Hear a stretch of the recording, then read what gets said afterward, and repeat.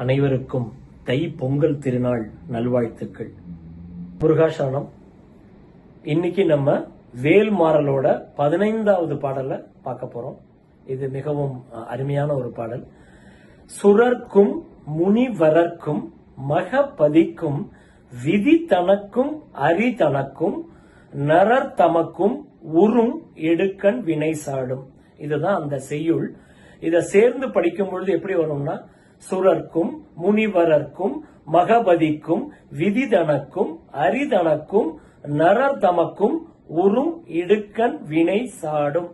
இந்த பாடலோட பொருள் நமக்கு எளிதாவே புரிஞ்சிடும். ஏன்னா செய்யுள் அந்த மாதிரியான மிக எளிமையான ஒரு செய்யுள். சுரர்க்கும் அப்படின்னா வானோர்களுக்கும், அதாவது வானோர்கள்னா தேவர்கள்.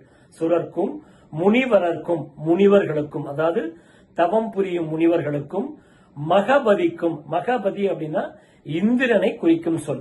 இந்திரனுக்கும், அதாவது வானோர்களுக்கும் தவ முனிவர்களுக்கும் இந்திரனுக்கும், விதிதனக்கும், அதாவது விதியை நிர்ணயம் செய்யும் பிரம்மனுக்கும், விதியை நிர்ணயம் செய்யும் பிரம்மனுக்கும், விதிதனக்கும் அரிதனக்கும், அரி என்று நம்மால் போற்றப்படுகின்ற பூஜிக்கப்படுகின்ற திருமாலுக்கும், ஆக வானோர்களுக்கும் தவம் செய்யும் முனிவர்களுக்கும் இந்திரனுக்கும் பிரம்மனுக்கும் திருமாலுக்கும் நரர் தமக்கும், நரர்னா நாம், உலகில் வாழும் மக்களாகிய நாம், நமக்கும் மக்களாகிய நமக்கும் உறும், உறும் அப்படின்னா ஏற்படும் இடுக்கண், இடுக்கண்ணா தீவினைகள், இடுக்கண் வருங்கால் நகுக அப்படின்னு நம்ம வள்ளுவர் சொன்னார் இல்லையா. அதனால எந்த துன்பம், அதாவது இவர்கள் எல்லோருக்கும் எந்த துன்பம் வந்தாலும் அந்த வினை சாடும் வேலை, அதை முன்னின்று அதை தகர்த்து எறியும்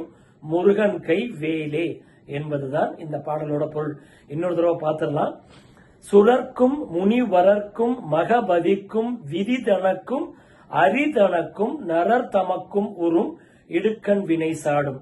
வானோர்களுக்கும் தவ சிரேஷ்டர்களுக்கும், அதாவது தவம் செய்யும் முனிவர்களுக்கும் இந்திரனுக்கும் பிரம்மனுக்கும் திருமாலுக்கும், ஏன் உலக மக்களாகிய நமக்கும் ஏற்படும் எந்த தீவினையாயிருந்தாலும் அதை முன்னின்று தகர்த்து நம்மை ஆட்கொள்ளும் முருகன் கை வேலே என்பதுதான் இந்த பாடலோட பொருள். மீண்டும் அடுத்த பாடல் நாளை சந்திக்கலாம்.